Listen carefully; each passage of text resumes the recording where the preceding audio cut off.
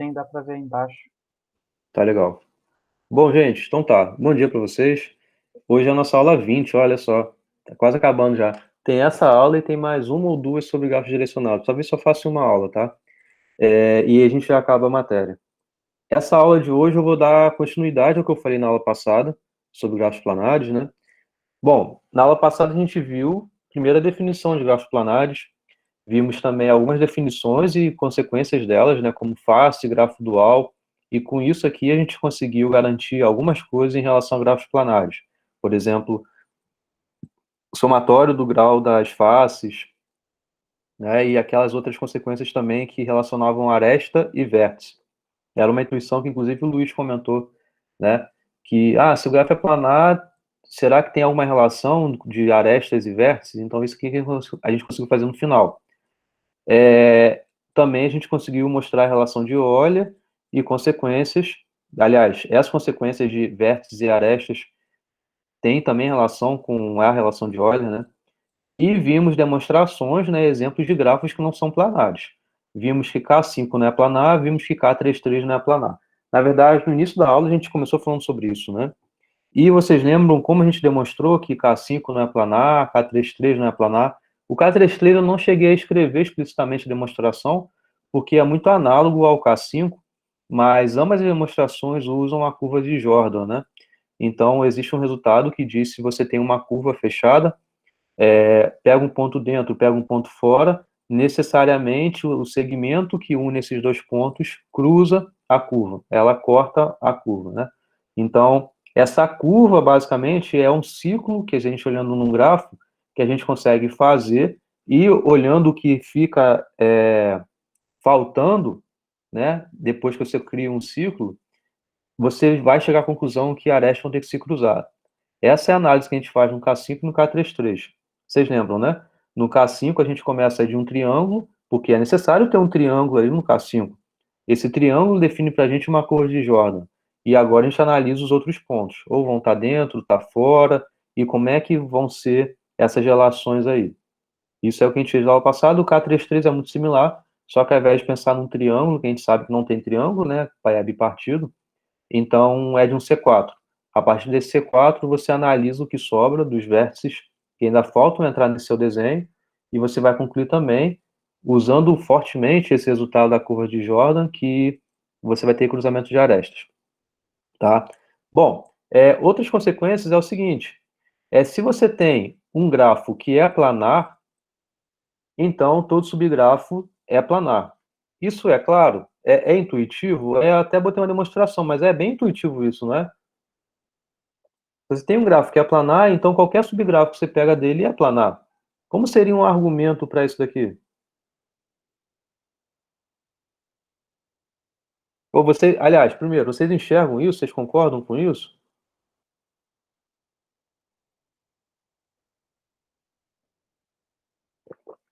Então, uma ideia seria mostrar por contrapositiva.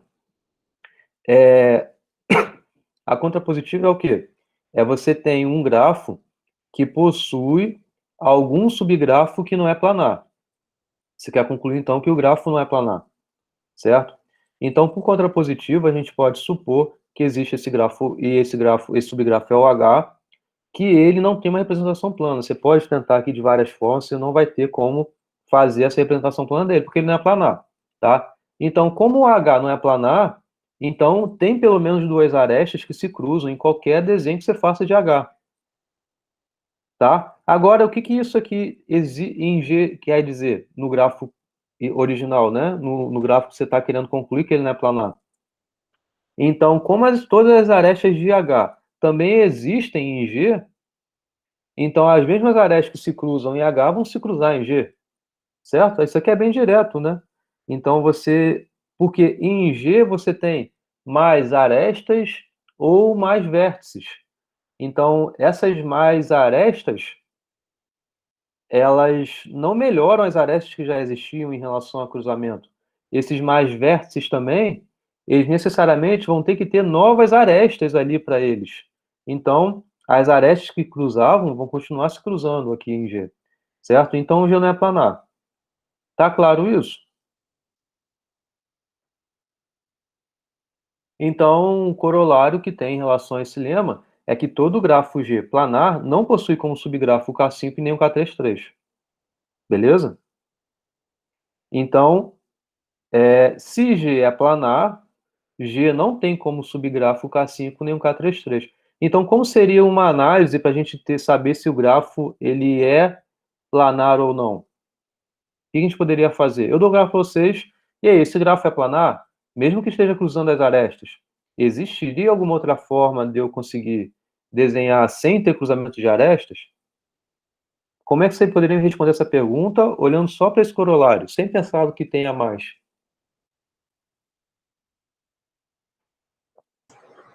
Procura um K5 ou um K33 no, como subgrafo, e aí se tiver, você pode concluir que não é planar.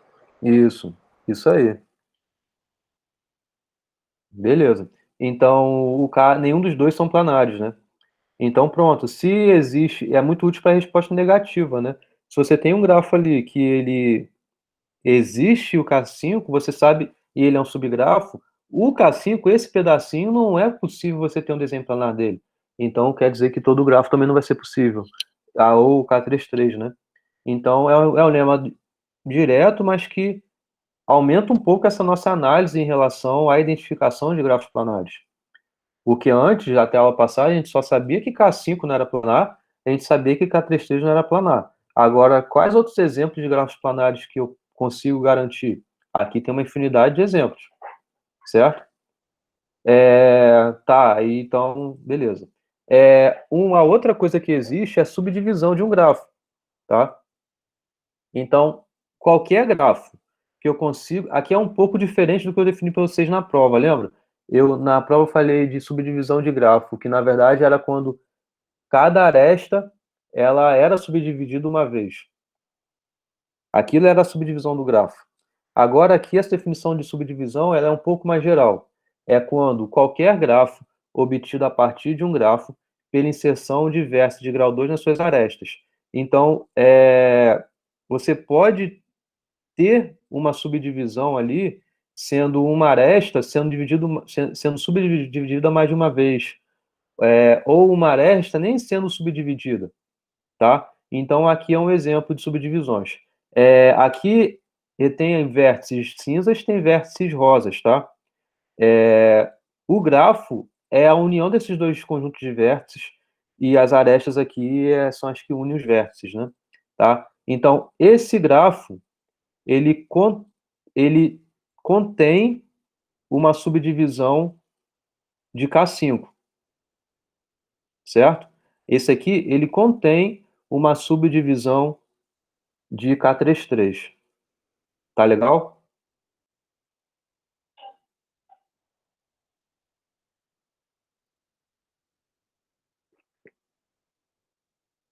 Ou você pode falar que ele é uma subdivisão de K5, ele é uma subdivisão de K33, tá?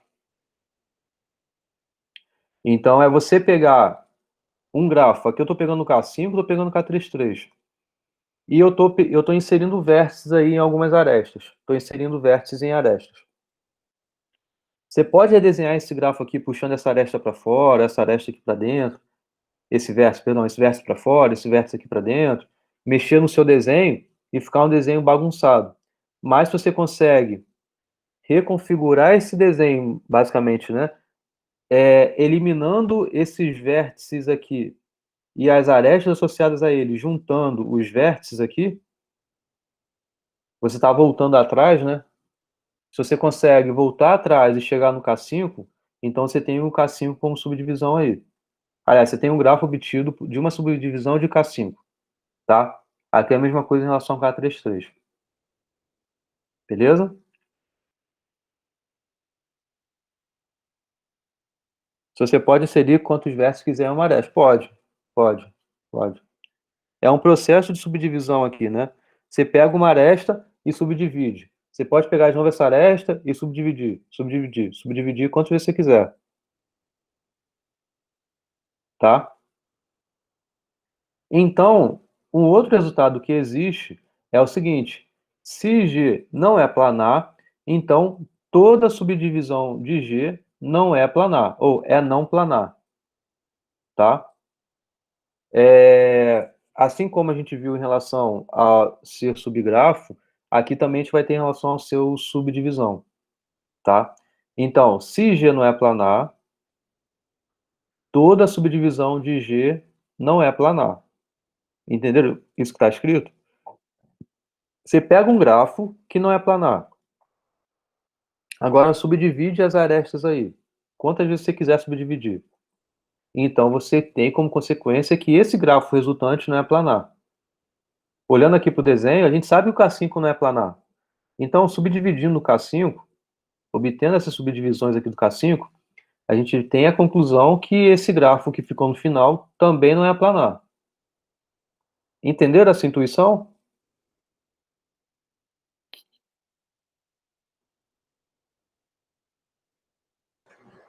Eu achei que por esse desenho aí ficou bem direto. Uhum. Vamos mostrar isso aqui, tá? Que tem um pouco a ver com essa ideia que eu estou falando de colocar vértices assim nas arestas e depois voltar atrás para voltar ao grafo aqui, que é o não bipartido, né? Então, vamos tentar provar também por contrapositiva, tá? Então, supõe que existe uma subdivisão de H de G que seja planar, tá? É claro que não é bem de acordo com o desenho aqui, porque esse desenho eu peguei um K5 que não é planar. Então, por contrapositiva, você pega uma subdivisão de G que é planar, tá? Bom, então você desenha esse pedaço H, então você toma a representação plana de H. Aí o que você faz agora? Então todo vértice de H que não é vértice de G,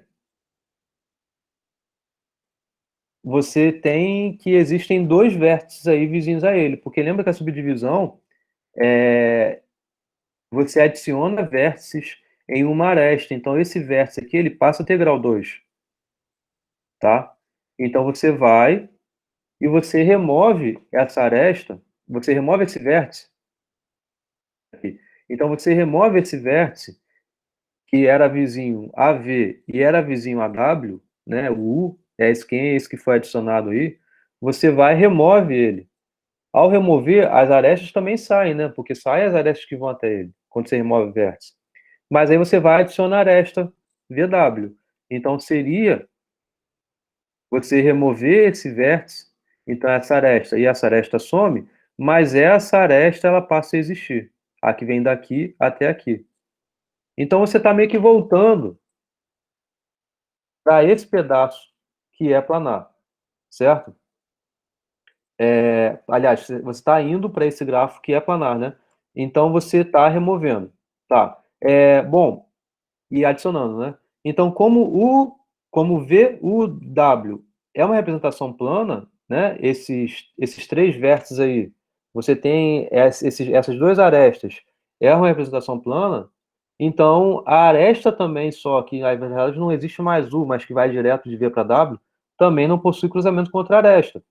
Então, a gente vai fazendo isso enquanto existir vértices aí que são de H, mas que não são de G. No final das contas, você vai ter obtido seu grafo G. E a representação plana vai continuar sendo existente aí. Então o G vai ser planar. Entendeu? Então é um outro lema, que ele é bem direto de ser demonstrado assim. E como consequência, então, a gente tem um corolário que é todo grafo G planar não contém subdivisão do K5 ou do K33. Tá?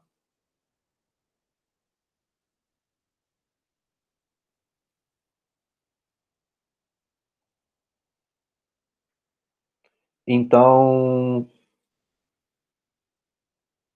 é justamente a aplicação desse lema aqui, né? Se G é não planar, então toda subdivisão de G é não planar, sendo que K33 e K5 não são planares.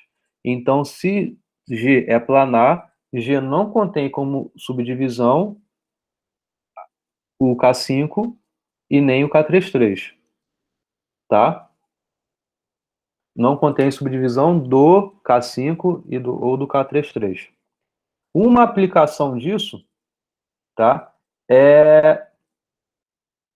Eu vou falar depois sobre isso, da aplicação, mas que esse último corolário é não só uma condição necessária, porque repare que tudo isso que a gente está falando aqui é necessário, né? Se G é planar, então blá blá blá, né? Mas é também uma condição suficiente. Então, o teorema de Kuratowski, ele é justamente isso. Ele diz o seguinte: se G é planar, se somente se G não contém subdivisão do K5 ou do K33. É um se somente se, tá? Então, se você quer saber se o grafo é planar, você tem que ver se ele é ou se ele contém uma subdivisão do K5 ou do K33. É só isso, tá? Até então era uma condição necessária. Condição necessária é muito útil para a resposta negativa. Ou seja, se você pega um grafo, se você encontrasse uma subdivisão do K5 ou do K33, então você já poderia responder que o grafo não é planar. Agora, se você pegasse o grafo, não conseguisse encontrar uma subdivisão, ele sendo uma subdivisão do K5 nem do K33, até então você não poderia nada afirmar se ele é planar ou não. Mas agora, com o teorema do Kuratowski, você sabe, se você não encontrar ele sendo ou contendo uma subdivisão do K5 e nem do K33, então esse grafo é planar, tá? Ele não contendo, foi isso que eu falei? É. Ele não contendo, se ele não contiver, até então, se ele não tinha ali uma subdivisão do K5 ou do K33, você não poderia afirmar se ele é planar ou não, porque isso era uma condição necessária, a gente não sabia se que era suficiente. Agora o teorema do Kuratowski não. Se você encontrou, beleza, ele não é planar. Se você encontrou, ele não é planar. Se você não encontrou, então ele é planar. Tá legal? Então, desse teorema, a gente já provou um lado, né? É que se ele é planar, então ele não contém subdivisão do K5 nem do K33. O que está faltando, e aí que eu peço desculpa a vocês, eu não vou provar, é o outro lado. É que se G não contém subdivisão do K5 e nem do K33, então G é planar. Eu precisaria ter uma aula só para provar esse lado do teorema de Kuratowski, tá? Eu precisaria definir diversas outras coisas aqui, falar de outros nomes, outras nomenclaturas aqui, e são duas sessões enormes lá no capítulo do livro do Bangermurt, e aí eu prefiro não falar sobre isso, porque é mais detalhe técnico de demonstração, e nesse momento eu prefiro falar da aplicação dele, que é a incoloração, tá? Mas está claro, esse é o teorema, e que então ele é muito importante para a literatura de grafos, tá? Então se fala teorema de Kuratowski, que todo mundo sabe o que é, tá? É mostrar a caracterização de grafos planares, que é o se somente se, o que significa o grafo ser planar, tá? Ao longo do curso eu vim demonstrando todos, né? Mas esse de Kuratowski vai ficar para a próxima, tá? Talvez com mais tempo de curso e tal, eu demonstre esse lado da volta do teorema de Kuratowski. Beleza? Bom, dado esse teorema, é claro, tem uma outra também caracterização, se for perguntar, me fala uma caracterização de grafos planares. Essa é a clássica, é a mais importante, é a que todo mundo sabe. Mas uma outra que é muito mais simples, sendo que não muda muito a problemática, porque você ainda está dentro do mundo de grafos planares, é essa. G é planar se somente se cada bloco de G é planar. Tá? Isso eu acredito que seja visual até, né? Porque o que separa dois blocos é uma articulação. Então, você tem aqui um pedaço que é um bloco, outro pedaço que é um bloco. O desenho que você faz aqui não vai atrapalhar o desenho que você faz aqui. Então, G é planar se somente se cada bloco aí de G também é planar, certo? Isso é bem imediato. Mas repara que isso daqui tem a mesma problemática que a gente viu lá com grafos hamiltonianos. É você ter uma caracterização, o se somente se, que você está dentro do mesmo problema. Você só está verificando um pedaço menor eventualmente. Mas você não está mudando a dificuldade do problema. Aqui você está mudando. Aqui se assemelha ao que a gente viu com grafos eulerianos, por exemplo, que é um grafo euleriano somente se o quê? Cada vértice tiver grau par. Então, é uma propriedade que está se relacionando com uma outra propriedade.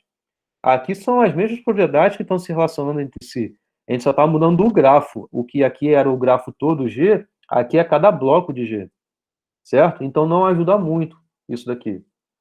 Em compensação, isso daqui ajuda muito. Tá legal? Tá claro até aqui?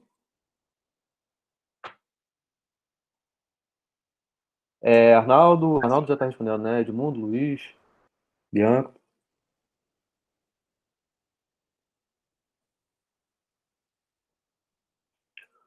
Bom, uma aplicação disso, aliás, não desse último, mas o teorema de Kuratowski, é, por exemplo, vou mostrar que o grafo de Petersen não é planar. Lembra do grafo de Petersen? É esse grafo aqui, tá?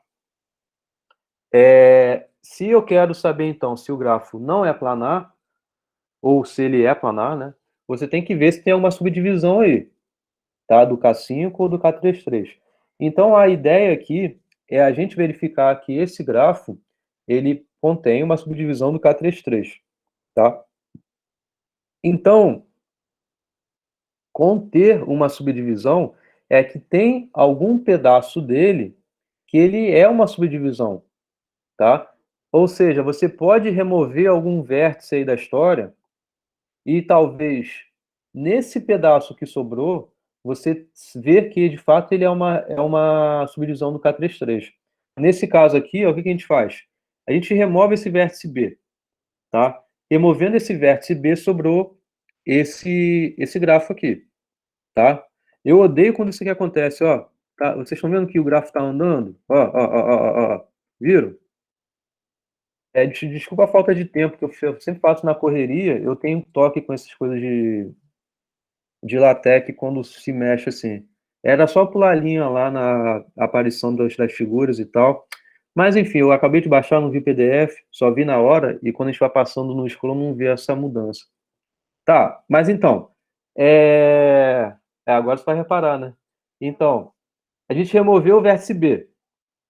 Aí, olha só, a ideia é tentar ver se isso daqui é uma subdivisão do K33, tá? Então, como é que a gente faz agora? Ó, pega o A e o C e nota que também, ó, esse daqui, esses dois vértices, ele tem grau 2, certo? Sobraram esses dois vértices de grau 2. Se eu quero verificar uma subdivisão, a subdivisão você tem que uma aresta foi substituída por um vértice e esse vértice fazia a ligação dessa aresta, né? Então, esse A e esse C fazem esse papel dessa ligação de C e D e de A e de E. São os únicos vértices de grau 2 que sobraram, né? Aqui você não tinha ninguém de grau 2. Então, removi esse vértice Bzão aí. Removi, sobraram esses vértices A e C de grau 2. Então, pô, tá, então vamos considerar esse aqui ter sido a subdivisão. Então, você vai e volta atrás. Voltar atrás é o quê? Esse vértice tinha um papel de fazer A se juntar a E, e esse vértice tinha um papel de C se juntar a D, então agora você removeu, você voltou atrás. Esse A vai direto para o E, ou esse A vai direto para o E, esse C vai direto para o D, certo? Então sobrou esse grafo. Agora esse grafo já é o K33, ó. Olha o K33 aí. Viu? Então você tem uma parte que são os azuis, os três vértices têm grau 3. E a outra parte são os verdes e os três vértices têm grau 3. Então, isso aqui é o K33 aparecendo, ó. Então, repara que se você olhar aqui, esse grafo, você pensa, tá, ele contém o K33 como subgrafo,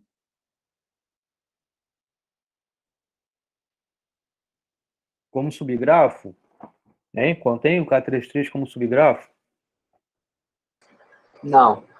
Talvez não, né? Talvez até tenha. Se tivesse, beleza. Mas talvez não tenha, que provavelmente não tem.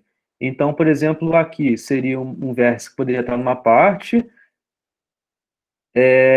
grau 3. Então, aqui seria o da outra parte,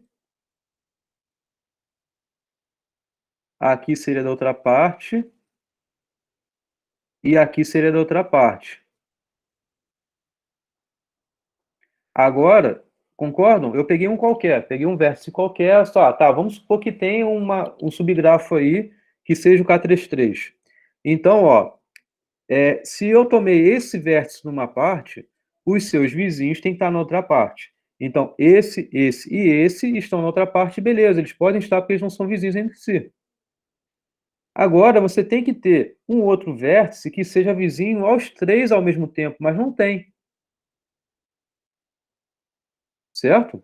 Esse vértice é vizinho a esse, mas não é vizinho a esse e a esse.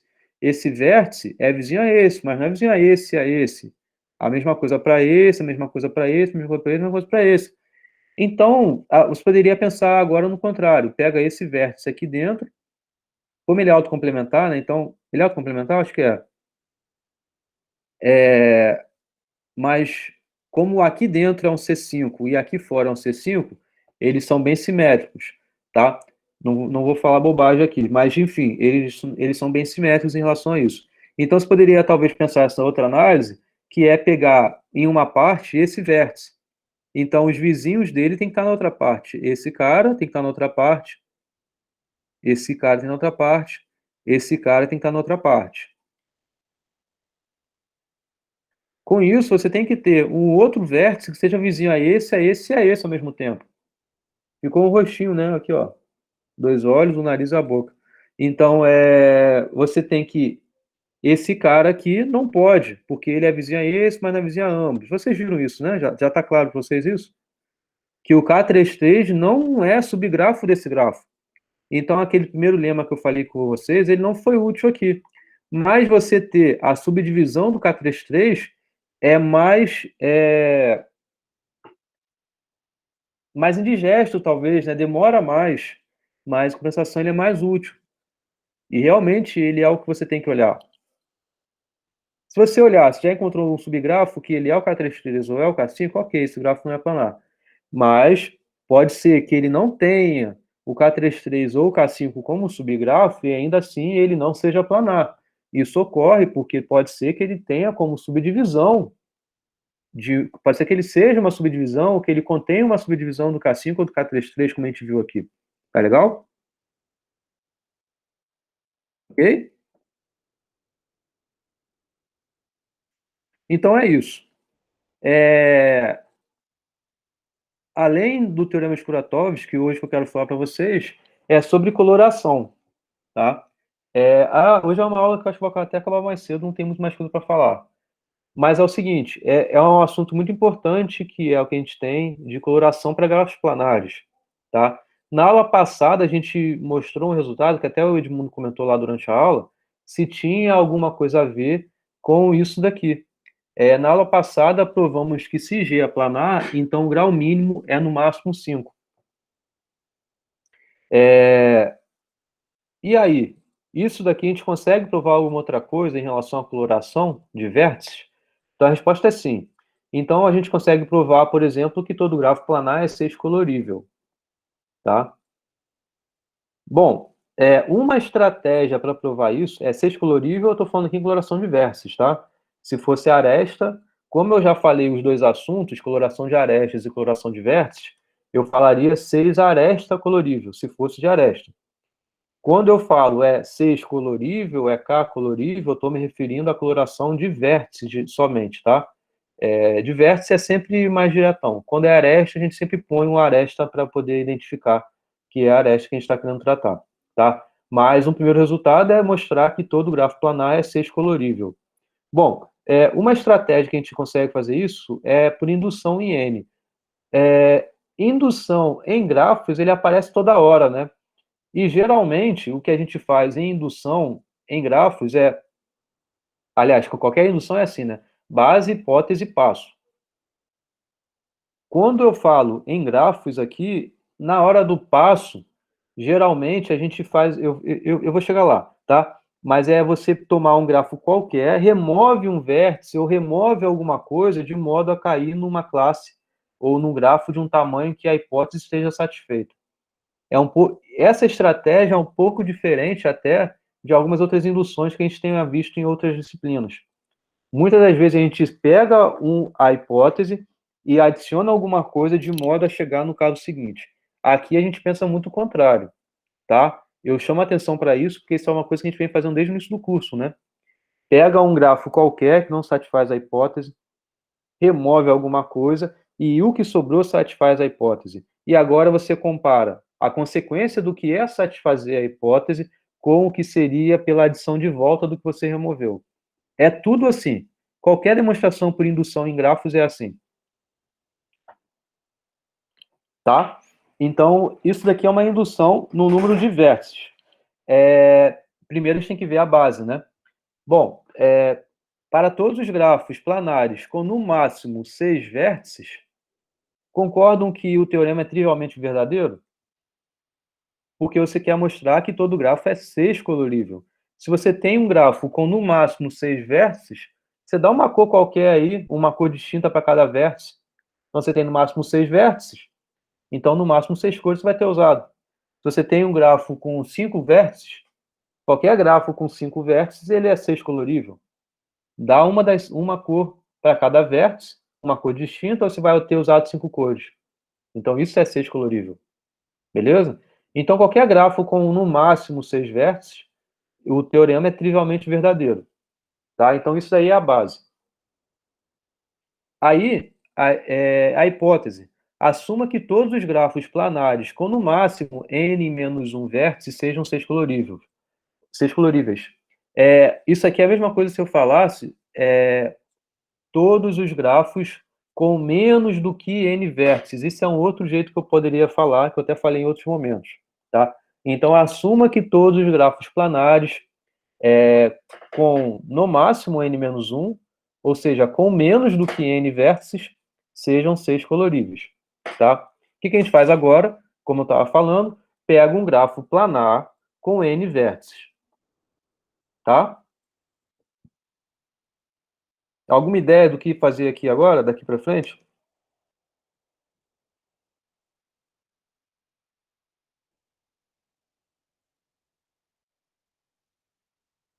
Lembra da intuição que eu falei sobre a indução aqui, assim como nas outras. Pega um grafo planar aqui com n vértices, você tem que remover alguma coisa de modo a cair na sua hipótese. E a hipótese você tem o seu resultado satisfeito.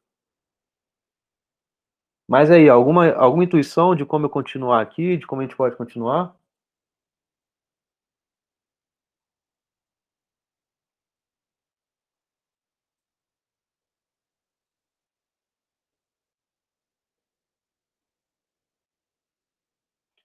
Ó, Arnaldo, uma outra dica então. Como a indução é em N, é no número de vértices, para cair na hipótese, você remover uma aresta, você não vai cair na hipótese, porque você vai continuar tendo N vértices. Opa,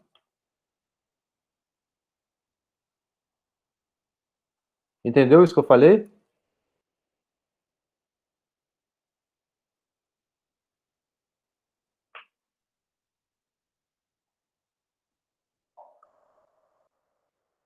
Isso, então vou tirar um vértice.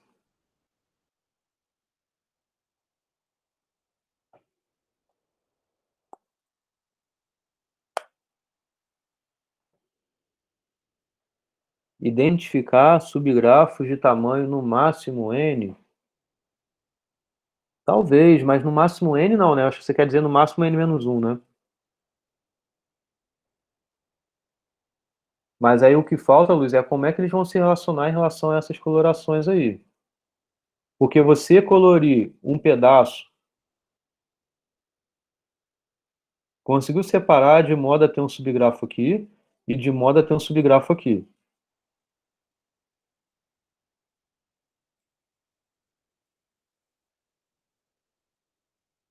Agora, beleza, aqui admite uma sexcoloração.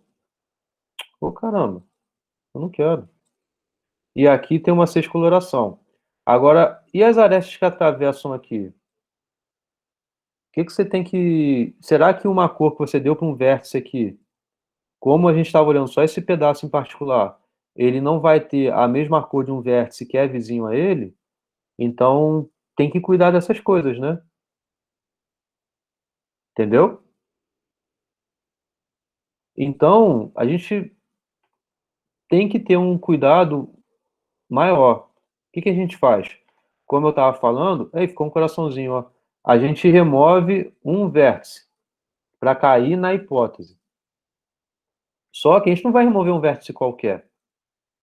A gente tem uma informação preciosa sobre o grau mínimo. Olha o que diz o grau mínimo. É no máximo 5.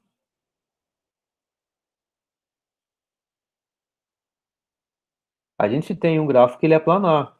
G é planar. Isso sempre é. Em cada momento aqui, a gente está pegando grafos planares. A base se referia a grafos planares. A hipótese se refere a grafos planares. Esse caso aqui também vai se referir a um grafo planar. Você está pegando um grafo planar que tem N vértices. Olha a informação que a gente tem sobre o Daltinha. Vocês têm alguma intuição do que esse 5 se refere, se compara em relação a esse 6? Vocês já viram, vocês já entenderam que você tem que remover desse grafo que é planar com N vértices, remover um vértice para poder cair, então, no grafo com N menos um vértice. Remoção de vértice, se o grafo era planar, vai continuar sendo planar.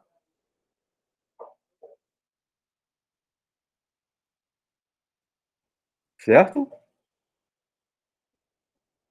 Porque se G é planar, todo subgrafo de G é planar.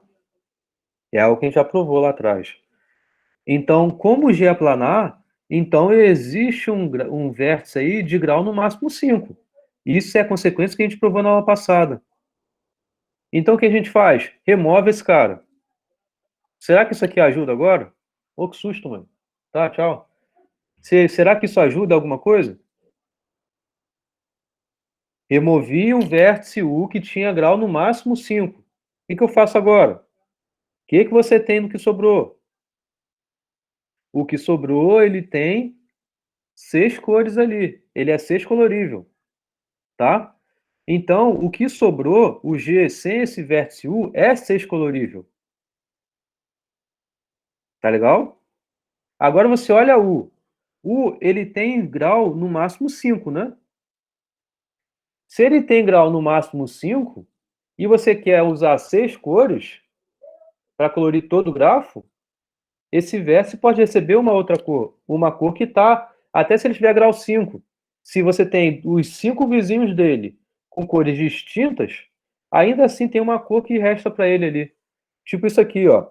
Então, se você pegou o G que é planar, removeu esse vértice U, o que sobrou, todo esse gráfico que sobrou sem o vértice U, é 6 colorível. Agora, olha, põe o U de volta ali. Esse U, ele tem grau no máximo 5. Então, ele tem no máximo 5 vizinhos. Então, no máximo, 5 cores são usadas aqui para colorir os seus vizinhos. Então, se eu quero colorir com 6 cores, uma cor ainda sobra para colorir ele. Entenderam? Então, todo grafo é 6 colorível. Entenderam o argumento?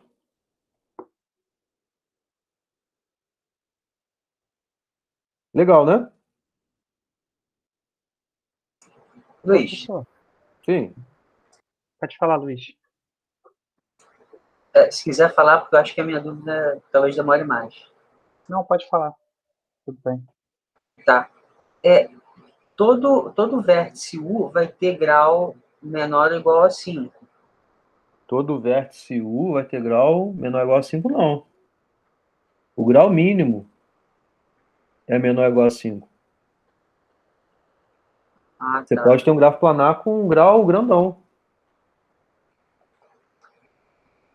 Tá, mas o tá. menor é no máximo 5. Então, faz uma estrela.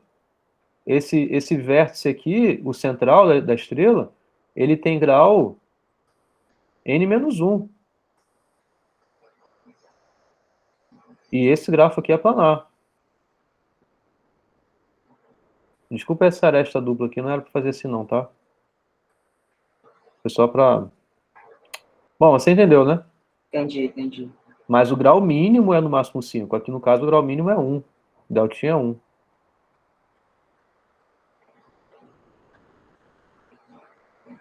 Tá bom. Tá? Tá. Pode falar, Luiz, Arnaldo. se uma das pontas dessa estrela ali, que é um vértice, né? Ela pode Desculpa, ter. Arnaldo, rapidinho. Tudo bem. Isso aqui não quer dizer que seja uma estrela, não, tá? Você Ah, pode ter tá. esse vértice vizinho a esse vizinho a algum outro aqui, tá? Ah, entendi. Não, mas a Não minha ter... dúvida era se um desses vértices aí, ele tiver também 5 vizinhos, incluído. Ah, não, é no máximo 5. Se ele tivesse 6, aí poderia dar problema, né? Mas como ele é 5, quando eu tiro o U, ele também vai ficar com um a menos, né? Esse daqui, por exemplo? É pegar um rosinha desse, um Ah, amarelinho. tá. E quando você remove o U, o que que tem? Não, é porque eu estava pensando se ele tem grau 5, por exemplo, se ele tivesse grau 5, né? Pode ter, não tem problema não. Porque aí, mas quando remove o U, aí ele também fica 6 colorido, né? Então não tem Isso, problema. isso. Não, A, não, a beleza. indução, ela é uma técnica poderosa e que simplifica muito esse tipo de análise, porque eu não estou querendo saber como que esse pedaço que sobrou, ele foi colorido. Esse pedaço que sobrou aqui, eu não estou me importando como é que ele foi colorido. O que a hipótese diz é que é. Então pronto, se isso aqui isso daqui ele é sexcolorível, tá? Entendi. Então, esse cara poderia ser vizinho a esse cara, não tem problema. Tanto é que aqui, quando você vai pôr o U de volta, você está justamente considerando o caso, no pior caso, em que cada um recebeu uma cor distinta. O que a gente sabe é que, fazendo uma análise um pouquinho mais criteriosa, é que aqui são 5 vértices, né? Esses 5 vértices não podem formar um K5, ou seja, todos eles não podem ser vizinhos entre si, tá? Entenderam isso que eu falei? Senão não seria planar, né? Senão não seria planar. Beleza. Aí vocês poderiam até me perguntar, então, por que a gente não consegue provar que todo grafo planar é 5 colorível? Porque se você tem aqui, se isso aqui não é K5, então por que que cada vértice aqui recebeu uma cor distinta? Vocês perguntaram isso não? Hein, não gerou essa pergunta aí não? Fala Não, que gerou, gente. Não, pô, podia ter não. gerado. Pergunta? Gerou não, Luiz? Não, pode repetir a pergunta? Eu não escutei. Ah, tá. É, Então, aqui eu coloquei cada vértice recebe uma cor distinta. Porque mesmo se isso acontecesse, cada vértice receber uma cor distinta, ainda assim sobra uma das 6 cores para ir para U, tá? Mas você concorda? Se você tem 5 cores aqui, você usou. Mas aqui não, pensa 5 cores não. 6 cores você usou aqui para esse grafo todo. Mas você tem esse vértice aqui, a mesma cor desse vértice. Poderia ter? Poderia, porque você sabe que isso tudo aqui não é um K5.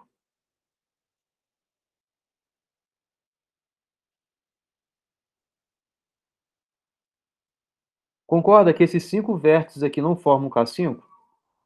Esse. Não podem formar o K5. Então você poderia ter uma cor que você usou ainda disponível. Ou seja, aqui, por exemplo, eu botei o marrom. O marrom veio para cá também. Então esse vértice aqui pode receber a cor rosa.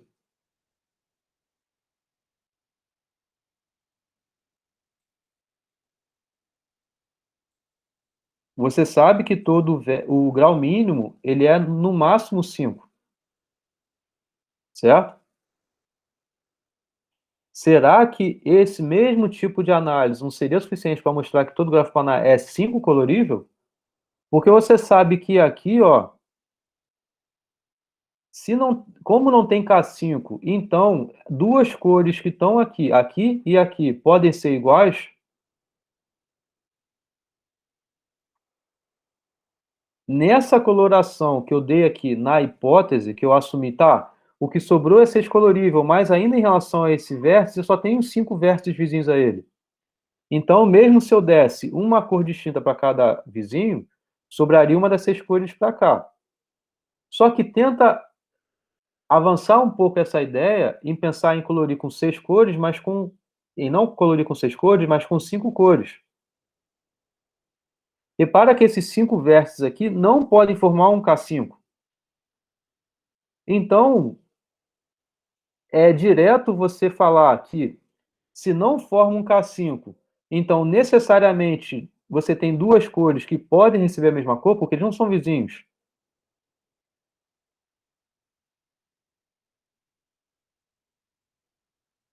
Como esses 5 não formam o K5,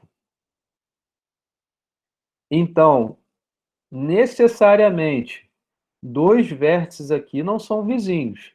Como eles não são vizinhos, então eles podem receber a mesma cor? Essa é a minha pergunta.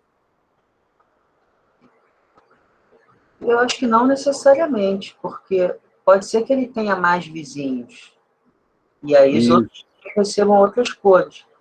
Isso aí. Pode acontecer, Isso. mas pode não acontecer, não é uma regra. Isso aí. Parabéns. É isso que eu quero provar a seguir.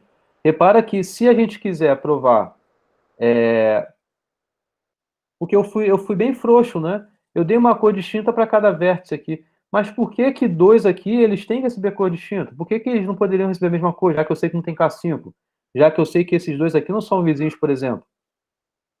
Então, é isso que eu vou analisar a seguir. Então, eu quero mostrar que todo grafo planar é 5 colorível. Mas Luiz, essa... Oi, Luiz. desculpa interromper. Antes de você avançar, você pode só retornar por que você removeu o U e aí disse que G sem o U era 6 colorível. Por que Da que... hipótese. Da hipótese de indução. Porque Ah, aqui, ó, assuma que todos os grafos planáres com no máximo n menos um vértice sejam 6 coloríveis. G é isso tudo aqui, isso tudo. Isso tudo tem n vértices. Quando você remove U, o que resta é um grafo com n menos um vértice. E que satisfaz a hipótese. tá bom. Beleza. Tá?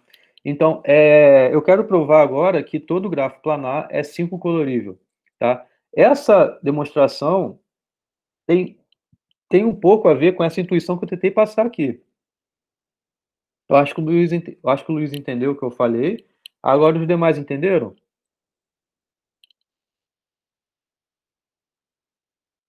Porque aqui eu fui frouxo, entre aspas, de ter dado uma cor distinta para cada um dos vizinhos de U. Agora, por que foi necessário eu dar uma cor distinta para os vizinhos de U? Por que dois vizinhos de U não poderiam receber a mesma cor? E aí, se eles recebessem a mesma cor, eu teria usado 5 cores para colorir esse pedaço todo, U e seus vizinhos. Então, aplicando a hipótese de indução, eu poderia ter essa mesma ideia que eu tive daqui até aqui, só que ao invés de chegar à conclusão disso tudo aqui ser colorido com 6 cores, ser colorido com 5 cores.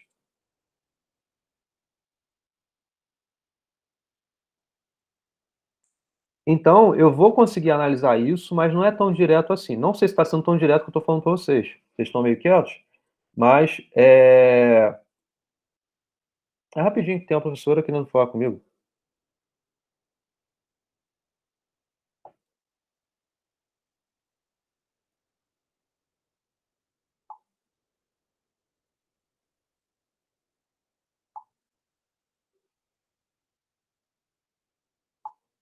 Pronto. Bom, então a mesma ideia que eu passei em toda essa indução, eu poderia tentar passar de modo a concluir que ele é 5 colorível.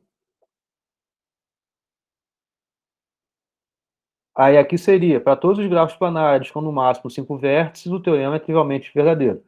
ok? Então, assuma que todos os grafos planares com no máximo n menos um vértice sejam 5 coloríveis.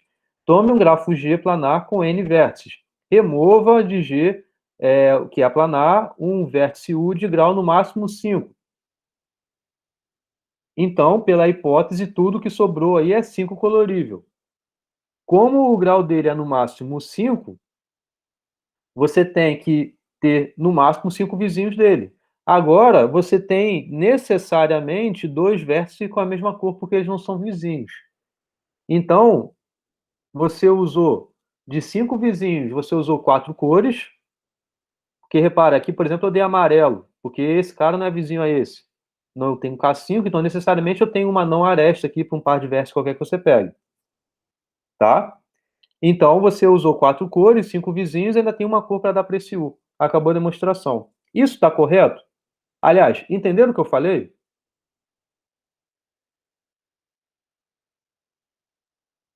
Professor, pode repetir, por gentileza? Ainda não peguei, não. Tá. Vamos pensar em provar, por indução também, que todo grafo planar é 5 colorível. Eu quero aproveitar essa mesma ideia que eu fiz na indução aqui, para argumentar que todo grafo planar é 5 colorível e não 6 colorível. Aí, por que que eu quero fazer isso? Eu quero fazer isso porque você viu aqui, aliás, é uma pergunta que eu estou fazendo agora. Você enxerga que aqui eu não posso ter um completo? Nos vizinhos de U, eu não posso ter um completo.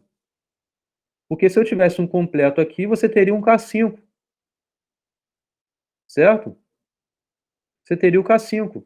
E K5 você não pode ter. Então, se você não tem K5 em relação aos vizinhos de U aqui, você sabe que tem necessariamente pelo menos um par de vértices que não são vizinhos.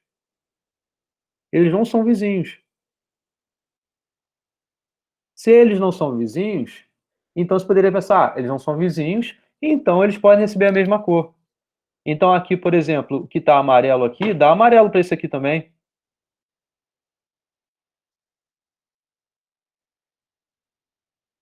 Então você usou 1, 2, 3, 4 cores.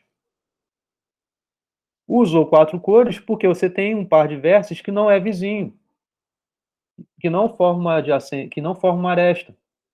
Então poderia, não tem completo. Então aqui, ó, você usou 4 cores, restou uma cor. Usou 5 cores. Isso seria a analogia dessa demonstração por indução para mostrar que todo grafo planar é 5 colorível. Agora minha pergunta, isso que eu falei está correto? Essa ideia que eu tive do início até agora está correta? Para mostrar que grafo planar é 5 colorível? O Luiz falou já um pouquinho aí atrás.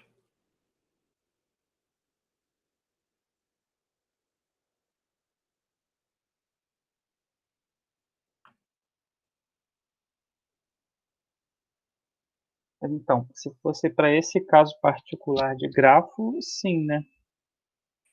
Esse estrela, né? Mas se a gente não sabe o que vai vir depois dos outros vértices,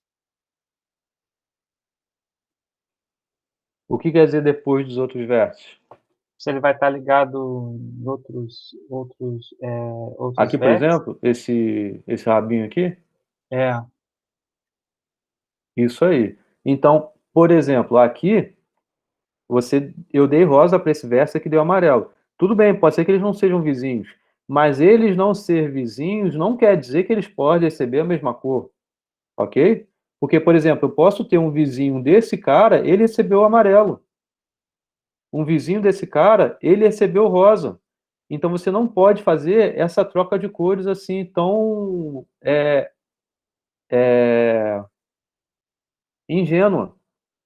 Porque você não ter um K5 aqui não quer dizer que esse tenha um par de vértices que pode receber a mesma cor. Por exemplo, se esse rosa for vizinho ao amarelo, esse amarelo for vizinho ao rosa, esse cara não pode receber amarelo, esse cara não pode receber rosa. Então é necessário sim duas cores, mesmo se eles não forem vizinhos, tá? Então, a indução não está correta. Essa que eu acabei de falar aqui. Porque você não pode considerar isso, que dois versos não são vizinhos, então eles podem ser a mesma cor. A gente vai provar sim que grafo planar é 5 colorível, mas usando um pouquinho a ver com essa intuição que eu falei aqui agora, desses vértices aqui, de modo a garantir alguma coisa. Vamos lá. Vai ser uma prova por contradição, tá? Então, vamos supor, por contradição, que o teorema seja falso,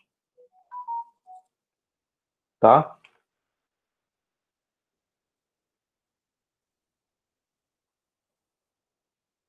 Ok?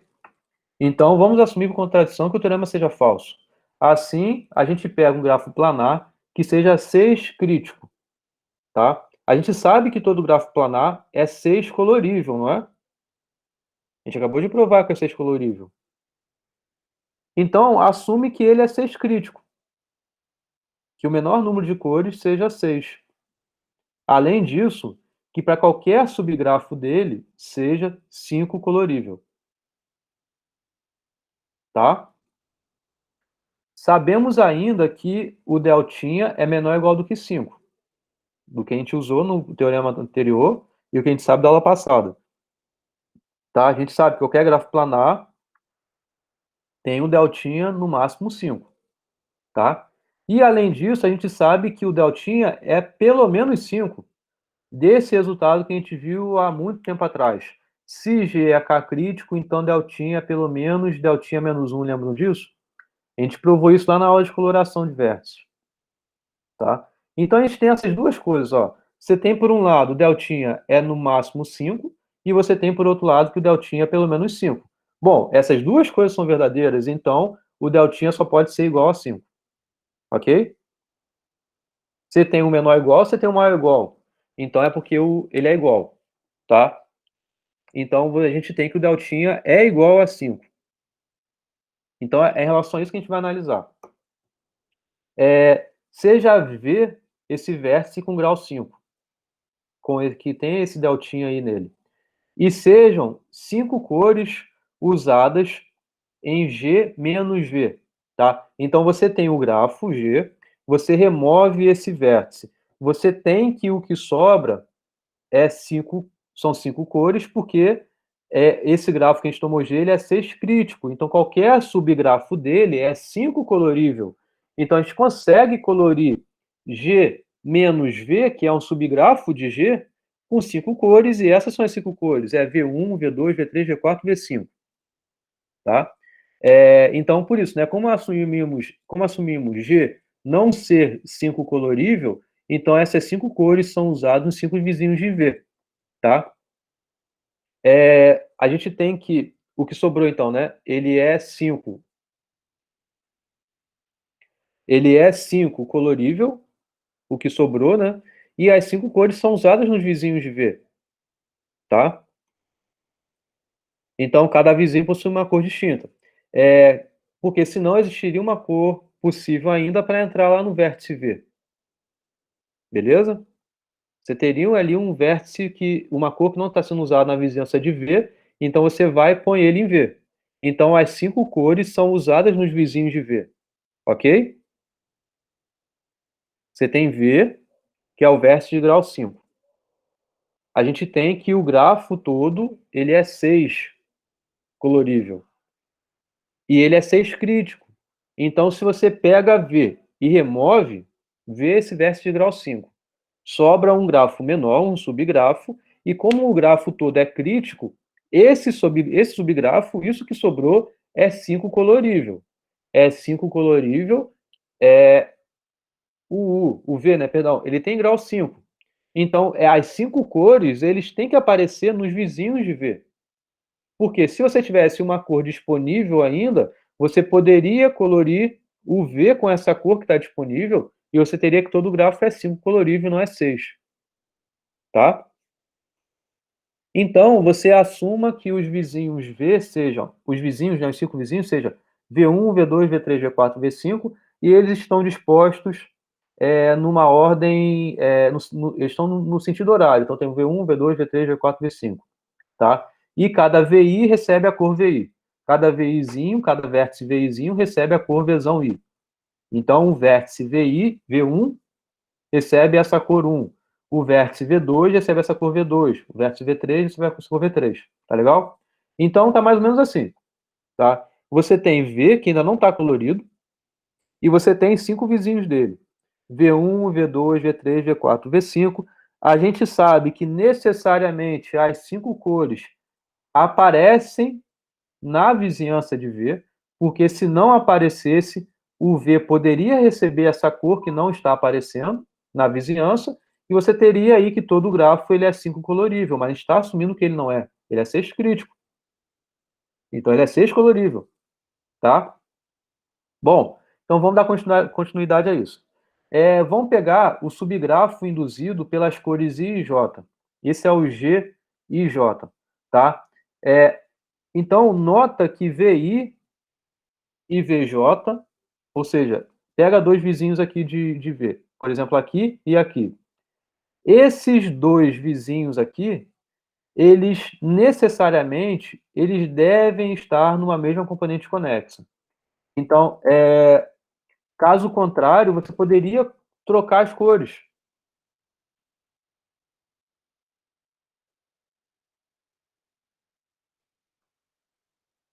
Deixa eu botar no desenho aqui. Ah, não tem o desenho, tá? Bom, mas aqui o desenho, ó. A gente quer concluir que V5 e V2 estão numa mesma componente conexa. E é claro que eu estou induzindo, ó, pelas cores VI e VJ, tá? Então, o que eu quero concluir aqui é que esse pedaço aqui, ó,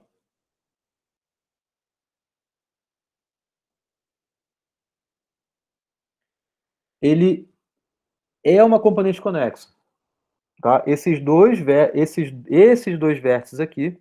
Ah, perdão, não é nesse desenho que eu quero, não.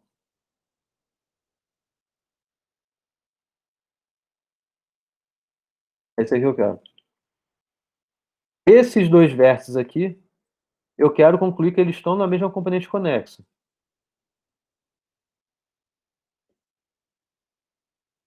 tá? Mas mesmo se tirar o V do meio, Isso, pensando somente no V, sem o V, porque você está beleza. induzindo o V, ele não está colorido ainda. Você não sabe que cor o V vai receber. Você vai Aham, induzir pelos vértices, aqui no caso de cor V2, V5. Então o V não está dentro. Então o que eu beleza. quero concluir é que existe um caminho daqui vindo para cá.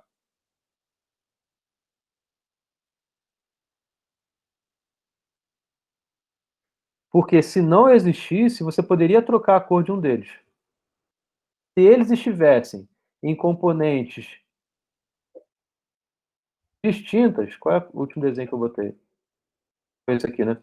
Se esses dois vértices aqui, esse pedaço e esse pedaço, tivessem componentes distintas, tudo que é amarelo você bota rosa, tudo que é rosa você bota amarelo. Então, no final das contas, a mesma coloração vai continuar existindo aqui, você só está trocando rótulos.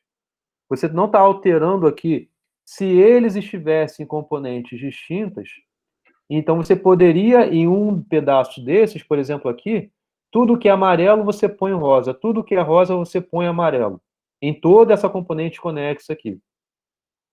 Fazendo isso em toda essa componente conexa que tem aqui, você poderia então ter aqui amarelo, amarelo disponível, dar o rosa para o V. E aí a gente teria como consequência o quê? Que todo o grafo é 5 colorível. Mas a gente não tem que o grafo é 5 colorível, o grafo é 6 colorível. Então, necessariamente, esse vértice e esse vértice estão numa mesma componente conexa. Se eles estão numa mesma componente conexa, existe um caminho por aqui que sai daqui e chega até aqui. Então, isso daqui, juntamente com o V, forma uma curva de Jordan. Enxergaram isso?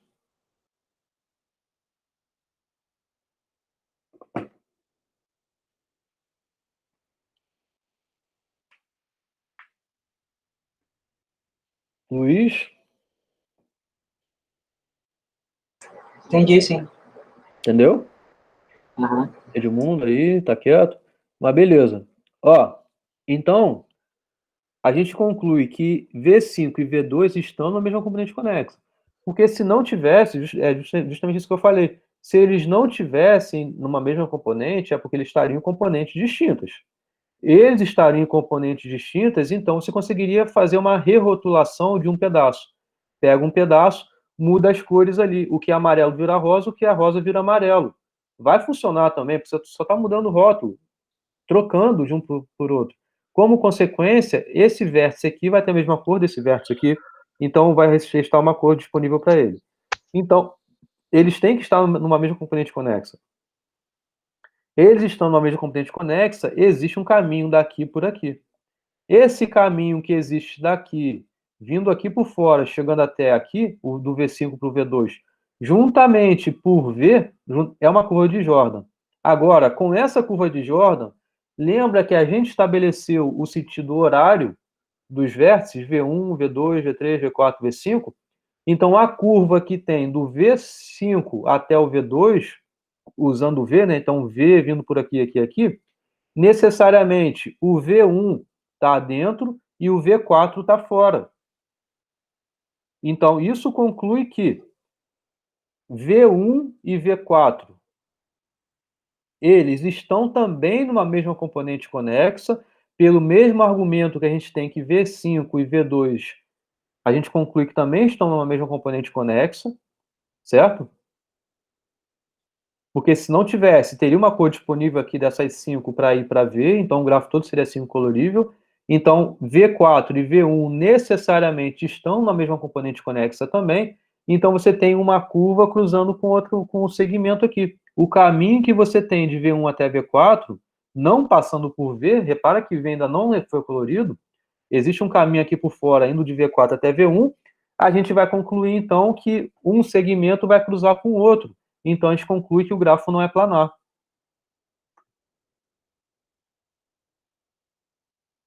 Então, está aí a contradição. Entenderam?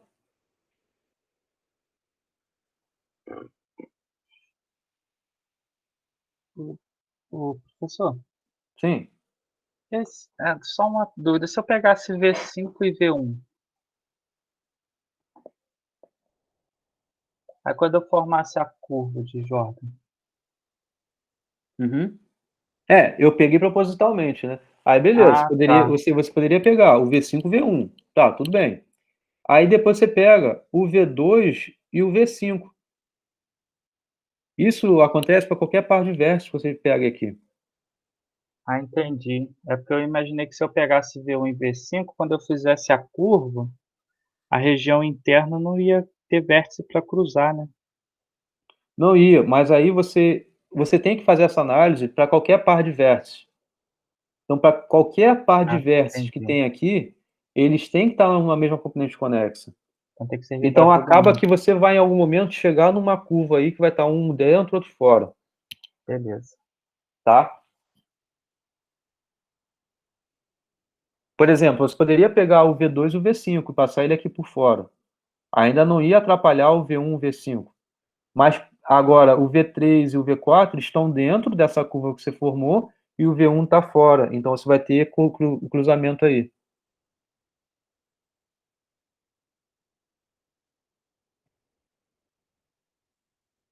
Entendeu? Sim, entendi. É porque tem que servir para todo mundo. É isso que eu não tinha me ligado. Isso, porque se tivesse um par que está em componentes distintas, você faz essa troca aí, Beleza. Beleza. tá? Então, a gente veio de sexcoloração, qualquer grafo planar é sexcolorível. Isso foi uma indução. Depois a gente mostrou, por contradição, que todo grafo é 5 colorível, todo grafo planar é 5 colorível. Acaba aí? Não. A gente sabe que todo grafo planar ele é 4 colorível. A diferença é que você poderia até pensar, na verdade pensaram, há sei lá quantos anos atrás, em usar essa mesma ideia, esse mesmo argumento aqui que mostra que todo grafo é 5 colorível, para mostrar que todo grafo planar é 4 colorível. Mas estavam errados. tem um furo no argumento que tenta generalizar essa ideia de 5 para 4, tá? E aí, isso aí é uma coisa que eu até já conversei com vocês há muito tempo atrás, na verdade, logo no início do curso, né? Quando eu falei de coloração de mapa, né? Então, qualquer grafo planar, você é um modelo de um mapa, né? Então, você colorir mapa é exatamente você colorir um grafo planar. Você não tem cruzamento de fronteiras assim, né? Então, você tem um grafo planar lá, onde cada região é um vértice, e se duas regiões fazem fronteira entre si, tem aresta entre eles. Então, você colorir um mapa propriamente, né, é a mesma coisa que você colorir propriamente um grafo planar. E a gente tem que todo grafo planar é 4 colorível. Então, a demonstração que um grafo planar é 5 colorível é essa que eu acabei de fazer com vocês, e não é das mais complicadas, né? Eu acho que a gente fez ao longo do curso demonstrações bem mais complicadas do que essa, não é?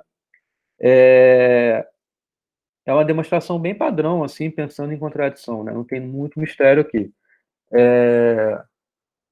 Em compensação, para mostrar que grafos planares são 4 coloríveis, isso aí, sim, é uma demonstração que, inclusive, usa a computação, né? Foram analisados, sei lá quantos mil casos, 80 mil casos, 100 mil casos de modelos de mapas, de modelos de grafos planares, para conseguir mostrar que eles são 4 coloríveis, e qualquer outro grafo planar pode ser obtido a partir desses bases, dessas seeds, né, dessas sementezinhas aí. Também, assim como o Teorema de Kuratov, que é algo que eu não vou falar, 4 coloração também é algo que a gente nem dá isso em curso de grafos, né, essa demonstração. E aí é mais como pesquisa, quem vai fazer pesquisa em coloração, talvez seja necessário entender um pouco melhor sobre isso. E aí vocês veem isso em outra oportunidade, tá? O assunto de grafos planares eu vou encerrar por aqui.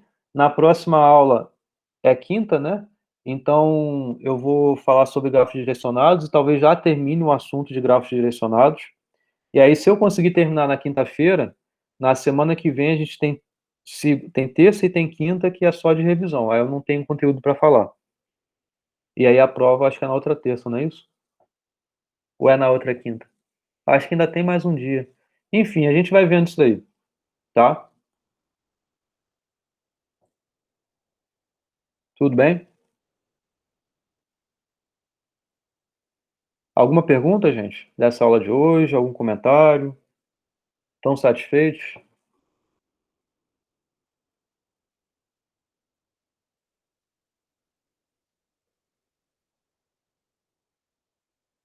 Tá bom. Vou encerrar a gravação então, tá?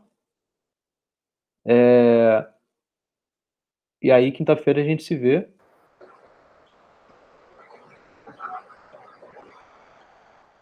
Pode falar, Luiz. Ah, beleza, eu falei que tá, por mim tá ok. Beleza.